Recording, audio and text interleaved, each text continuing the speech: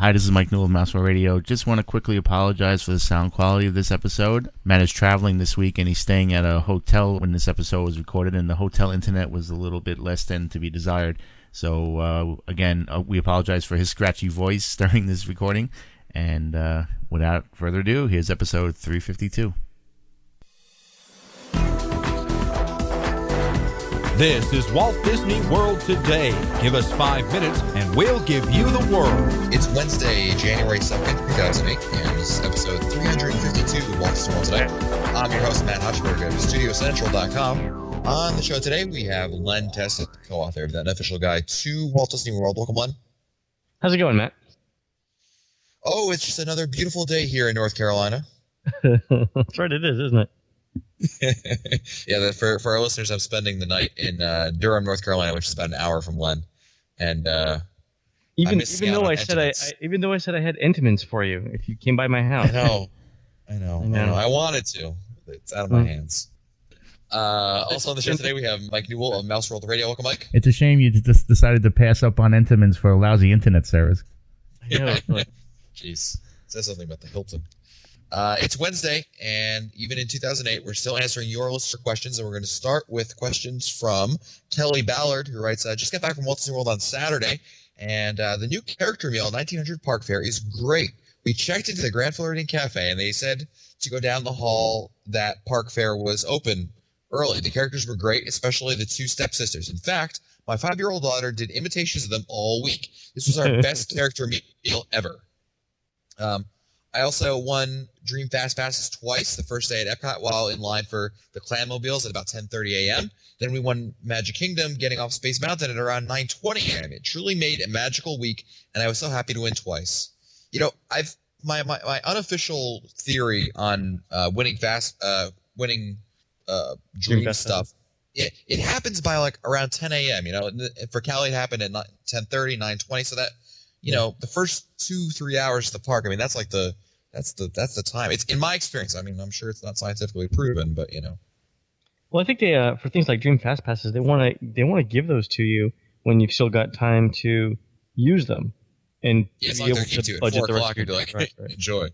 I'll bet you the things like hats and pins and, you know, the clothing and the merchandise and stuff, those are probably things that they give out later in the day. But I bet you the Fast Pass stuff, and obviously we know about the hotel rooms and whatnot, those are the things that they give out early on in the day. Next email is from Paul from Springfield, Massachusetts, who writes, hello. While I've only listened to one of your shows, I love your work and look forward to listening to both new and archive shows. I'm heading to Walt Disney World for a week very soon with my wife and kids ages 8 and 5. It'll be a financial stretch, but I was thinking about surprising my family for my daughter's birthday by booking a Wishes cruise to see the fireworks. What is your experience with the fireworks cruises? Are they worth the expense? Is the audio worth the extra expense? Can the cruise be coordinated to view the floating electrical parade? I think we've talked, Paul. We've talked about our view of the cruises in previous shows. I think it's a split opinion. I don't think they're worth the money, and I don't think the view is all that great, and I don't think the time investment is worth it. But I think everyone else has different opinions. Well, I tend to agree with you, Len. I mean, I haven't taken them, so I'm going to defer to your opinion on this. But I have heard that I know the Illuminations cruises, which is not what Paul's talking about, but the Illuminations cruise I've heard has a terrible view, and you'd think, well, how can that be? You're on the water, you must have a great view. But the way they position the ships, it doesn't really work out very well. And right. I've heard equally lukewarm feedback regarding the Wishes cruises as well, because they're very expensive, and I would think, for me, I would skip on it. I don't think it's worth it. And of course, we heard from Len's theory over there. Also, Paul wants to know, we have reservations for a Hoop-Dee-Doo review, and I have heard horror stories about getting to the show. Can you tell me the quickest and easiest way to get there from Pop Century? Oh, geez, from Pop Century. Well, the easiest way is to taxi. The easiest way is taxi. Yeah, well, a taxi or I mean, if you drive your car, I mean, you drive into Fort Wilderness over there, you park your car, you take the bus, because any of the buses go to Mr. Newell is Mr. What's it called? Yes. Mr. Fort Wilderness. I wouldn't say that, but I've been to Fort Wilderness several times. You have to, even I think if you take a cab, it's going to take you to the same parking area. You're not going to be able to get all the way, so you have to take the bus. Yeah, but the good thing is all the buses that stop at the bus stop. Like they're on different routes, but they all go to that main Right. They all stop. main area. Right. So that's gonna be the easiest way to do it. If you're taking a bus, Len, do you know how the bus system works in terms of getting you? If you want to go from Pop, you'd have to go to probably one of the parks, right? Probably Magic Kingdom is going to be your best bet, and then from there, bus to Fort Wilderness. But the bus to Fort Wilderness is going to leave you off, I believe, at the check-in station, and you'll have to do the internal bus. You know what you should do if you're going to the Magic Kingdom is take the boat. You could take the boat. Yeah, that's right. The boat's probably a better option. So it's the boat's gonna be longer. So it's bus from Pop Century to Magic Kingdom, then boat from Magic Kingdom to Fort Wilderness. That's a great idea. Yeah, because the boat drops you off. I remember Newell. I think you were there. Mouse Fest 2006 drops you off at the dock over there, and it's just a short walk right up the from the dock right up to where Hoop-Dee-Doo is. That's correct. Speaking of Hoop-Dee-Doo, we've got another email about it. It's from Jessica from Coplay, Pennsylvania, who writes, see you at Magic Meets again in 2008. I'm asking this question for a particular trip, I'm not asking this question, rather, for a particular trip, so don't get too worried about answering it in time. Here's your challenge. Please compare and contrast Mickey's Backyard Barbecue with Hoop-Dee-Doo Review. Include examples such as food quality, character interaction, value for the money, and overall level of fun. Please have fun doing it. Include as many Van Halen, Rush, and Unofficial Guide references as possible. Love you guys, and I can't wait to hear your thought-provoking responses to this critical topic. So I haven't been to the barbecue, but my sister's been to the barbecue and liked it quite a bit. Hoop-Dee-Doo is good. It's entertaining. It's still very, very popular, and it's been running for 106 years. Yeah, just about 107 years. The only thing I would say about Hoop-Dee-Doo is some of the views are partially obstructed in the upper level. But I don't think that alters your enjoyment very much. I don't think you can go wrong, although Hoop-Dee-Doo being indoors probably is better in the summertime than the barbecue. And what was the other one he wanted to compare? Well, just Mickey's Backyard Barbecue versus Hoop-Dee-Doo. She wanted to know rather food quality, character interaction, value. The food quality at all of them is roughly the same. I think Mickey's All-American Barbecue is slightly better than Hoop-Dee-Doo in terms of the freshness of the food, because it's actually cooked there, and then everything else is sort of pre-cooked ahead of time, especially at Spirit of Aloha. That's one of the big things about Spirit of Aloha. In the guide we say, and I wrote this part, that the food does nothing more than illustrate how difficult it is to prepare meals for 200 people simultaneously. So that's that there. In terms of character interaction, I don't really know on the for Mickey's Backyard Barbecue. Have either of you guys been? No, I have not been. Although, I'm sure Newell went there with characters. He's probably been avoiding it. I ran the other way. That's something we'll have to do next time we're all down. Yeah, we should do Hoop-Dee-Doo next time. Yeah, I would love to try it. Next email is from Keith, who writes, your show with Jim Hill regarding that Australia Pavilion was very good, but it seemed to end rather abruptly. You should do a long show sometime with Jim on. You know, we did one. we did one show at episode 69.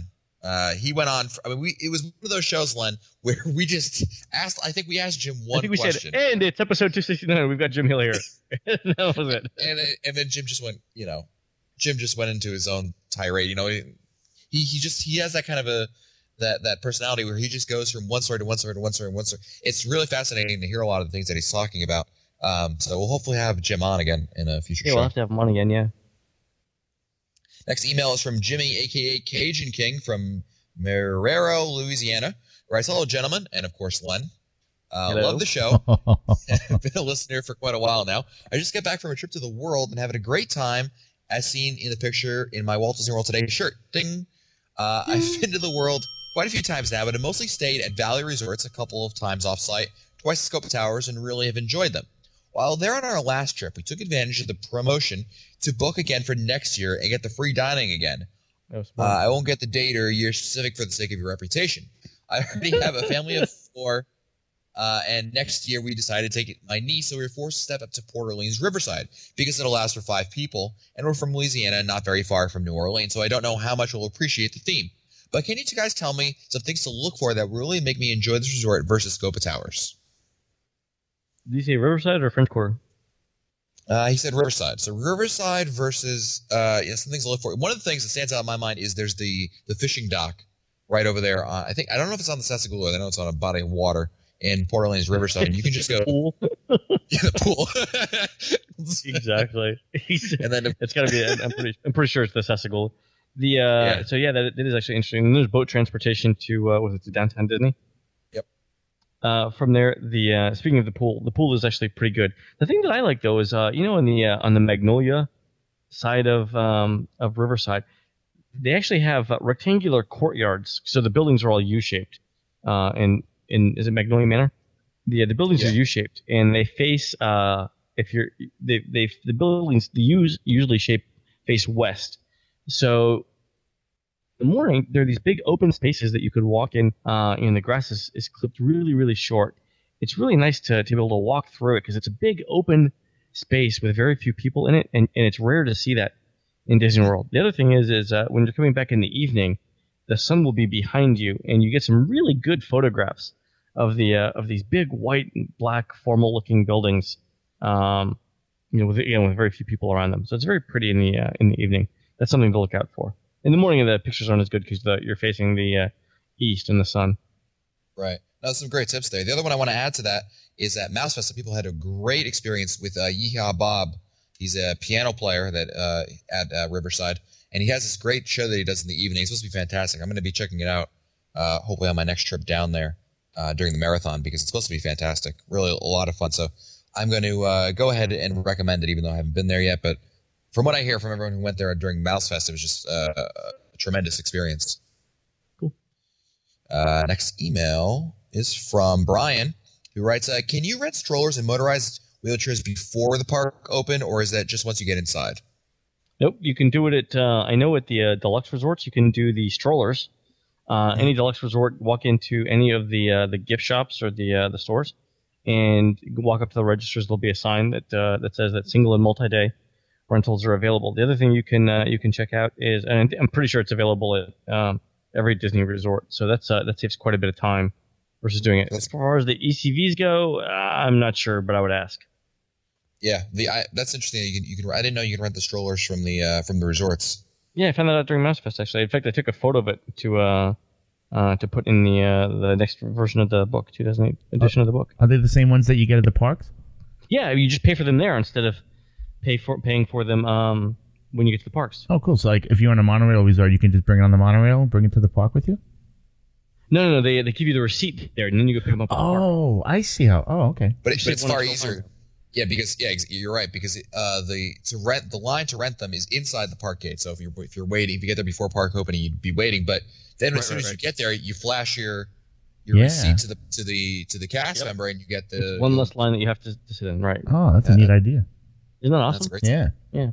Also, I don't know if you guys, speaking of new things that are in the resort, did you see in the yacht club they've got a new breakfast place downstairs in the off of that gift shop off the lobby? They actually have a little breakfast place now, hot food indoors. Oh, interesting. I think this has got to be the popularity of the dining plan that these little places are popping up everywhere. Because there's two new not quick service, but like snack stands in Epcot, the Refreshment Promenade and Fife and Drum Tavern, right? Yeah, it's got to be the popularity of the dining plan that does it. Anyway, it's needed, I would say. Oh yeah. Next email is from Shane from Snellville, Georgia, who writes, "Hey Matt, recently on a podcast, and by the time you read this on the air, recently will mean 1 year ago, you said one of your favorite Disney podcasts to listen to was Netcot. Mine too. So in true Netcot fashion, give me your top 7 reasons why this podcast is better than Lou's." All right, I'll give you the reasons for each of the inches of Lou's height. So that'll be 7.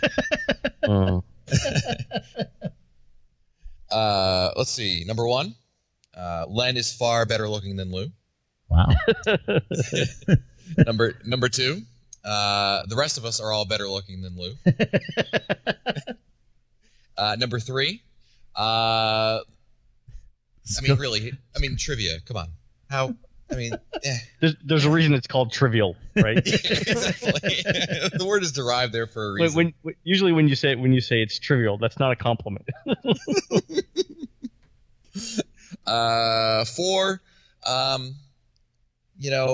he's just, if you've ever met the guy, just if you haven't, let me paint the picture for our listeners.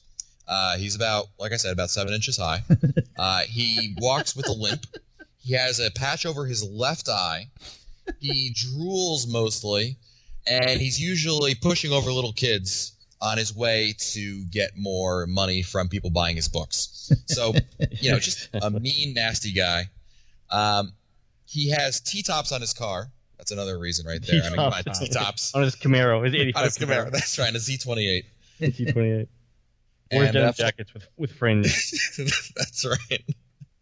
And lastly, he thinks Bruce Springsteen is better than Bon Jovi. So, just, no taste whatsoever. I was going to say none of us are lawyers from New Jersey, but whatever. Okay. That's right.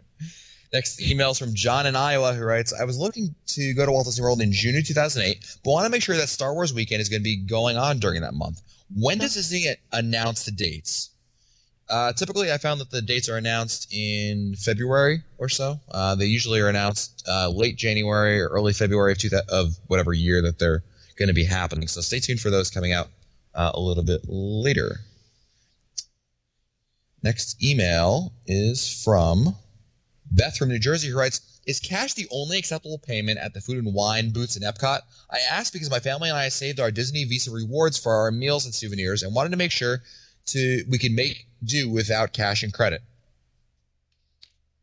I thought they could take credit cards. I'm pretty sure they can. I seem to recall. Well, they take the dining plan stuff, so they have to be able to take credit cards. I seem to remember. I don't think all of them do. I remember I went to one of them and they didn't take it. It was I think Argentina or something. I was in line. They were like, they couldn't take it. But then at another stand they took it. So I think it depends on the stand. I'm not sure that all the same. Some of the stands are more glorified, popcorn stands as opposed to real stands. So, you're gonna have to. Not all of them do, but majority I would say do. Would they take the room charge? I think it's a matter of either they take plastic or they don't take plastic at all. I think that's exactly right. They either do or they don't for plastic, right? Next email is from Robert, who writes, a happy Mangello to all of you. Mangello. We're going to the world in mid-April 2008, either the 10th to the 20th or the 12th to the 23rd. On touringplans.com, the crowd levels are listed in the 7 to 8 range for most of the days. With Easter being much earlier, are these estimates possibly higher than the crowds will actually be? No, so I think we answered this question before. Some school systems, especially in the Northeast, don't vary their spring break with Easter. They converted a while ago to a fixed date schedule, and I think it's New England and New York schools. It's around the middle of April, and I think I don't know if is it the 16th this year? That's the Monday. I haven't looked at the calendar, but anyway, the main point is that they've gone to a fixed schedule rather than varying it with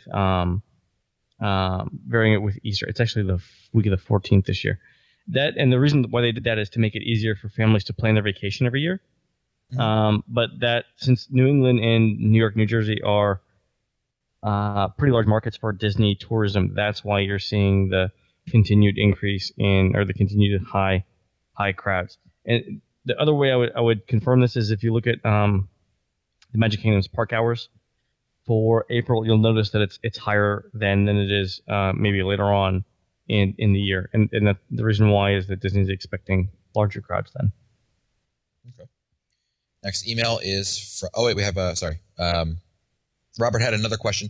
Also, we're currently planning to stay at Port Orleans. We are a family of 5. The kids are ages 14, 13, and 8. Opinions? Those are good ages for kids, yes. Yes, they are so. Now, Port Orleans is fine. I wouldn't move up to a deluxe. I wouldn't worry about it. Yeah. I think it's fine. I always prefer Port Orleans French Quarter over Riverside simply because it's smaller, but to each their own. Yep.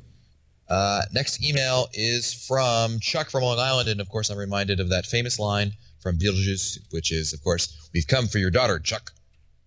Nice. No one's seen that movie lately, just me.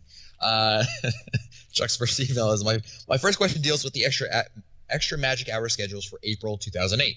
It seems to be a more limited schedule than usual. Do they add more days as the date approaches? They have on occasion. in April, they may actually, because for some of that stuff they usually wait till, or they may wait until. Are there Pirate and Princess dates going on? Bookings in April? Not in April. Later April, I think. No, hold on. Let me check. Sorry. Talk amongst yourselves while I check. I mean, I'm trying to think of instances in the past where they've added extra magic hours. I can't think of anything offhand. Newell, do you remember of anything in the recent past where you've noticed? I mean, around holidays. Yeah, I mean, when they're anticipating more crowds, right? Yes, Matt, that's right. Yeah, there's Pirates and Princesses in throughout April actually, and there's Grad Nights in April too. That may have some effect, but yeah, I would kind of schedule it as you see it currently, and of course you can always alter it if things change. Chuck also wants to know. Go ahead. Go ahead. One, sorry. They probably won't change it at the Magic Kingdom because they already have so many Pirate and Princess parties, but they may offer more extra magic hours at the other parks instead. Go ahead. Okay. Chuck also wants to know, my second question is regarding the dining plan. We did it on the last trip and we're very happy with it. However, I feel that 2008 changes to the plan were ridiculous. To me, the real selling point of the plan was the convenience of not having to calculate a tip and pull out your credit card. If I have to do that now, what is the point? I might as well just pay for the entire meal, and why need to eat the food we might not have wanted anyway? Have you heard of any other feedback on the dining plan changes, and what do you think the plan could be modified? Scuffle wanted to talk about the plan on one of your recent live shows, but as people of his advanced age want to do, he's easily distracted and never got back to topic. All gone. Just kidding. Please have the Reverend Scopa pontificate on the topic for the benefit of all. Yeah, if you would have remembered to show up tonight, would have helped. I mean, obviously we're one day into 2008, so it's a little early to get feedback yet from people who are using the new plan. I will say that in terms of the dollar amount that you save on the dining plan, we calculated this for the book, and it's between $5 and $7 per person per meal on average, which is down probably by about a third from what it was in 2007.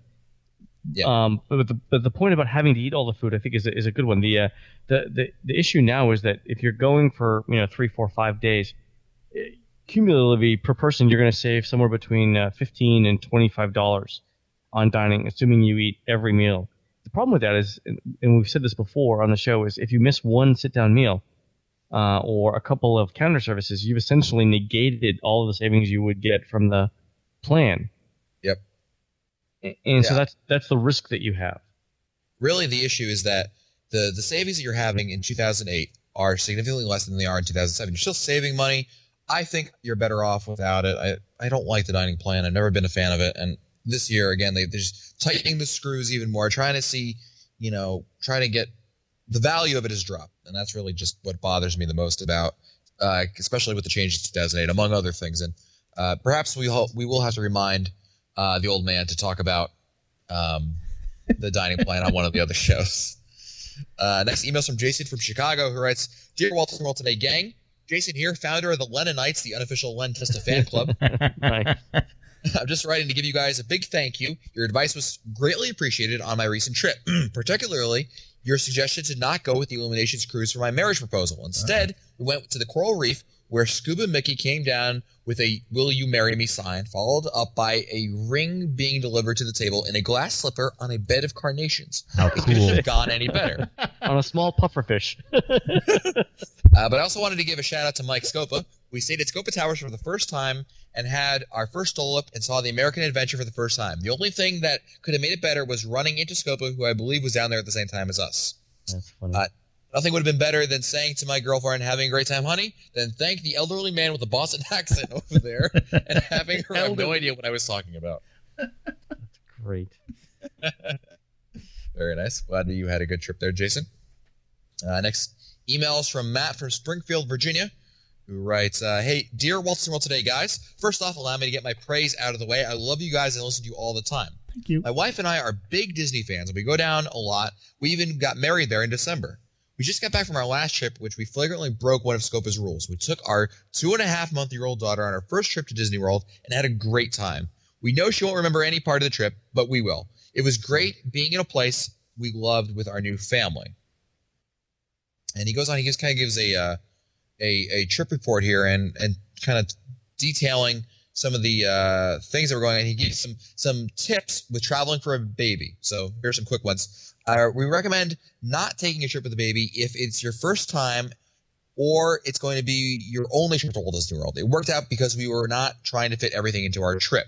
That's a good point. I mean, would you say, Len? I mean, if this is your only trip to Walt Disney World or your first one, having a baby there might kind of distract you because you can't get it all in because you're rotating around the baby schedule. I mean, yeah, it depends on how you're going for. For 1 day or 2 days, you'd wonder whether it's worth the expense and the extra effort.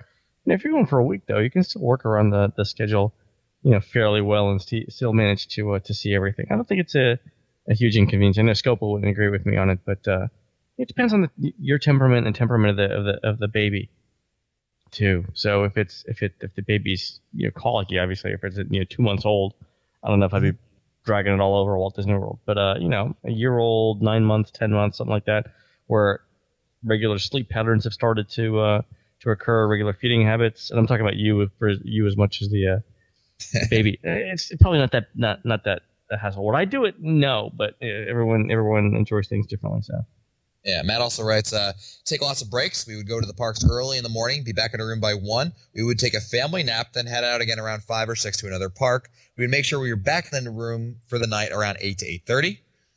He also recommended that they recommended the baby sling. We were able to take her onto many rides in the sling while she slept. So there's a tip for people who may, don't just limit yourself to strollers and such.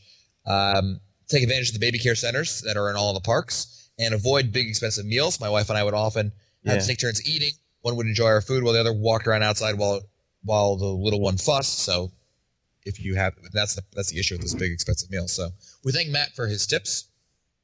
Next email from Heather, who writes, "Hi guys, I just found your show and have been listening to your podcast all afternoon.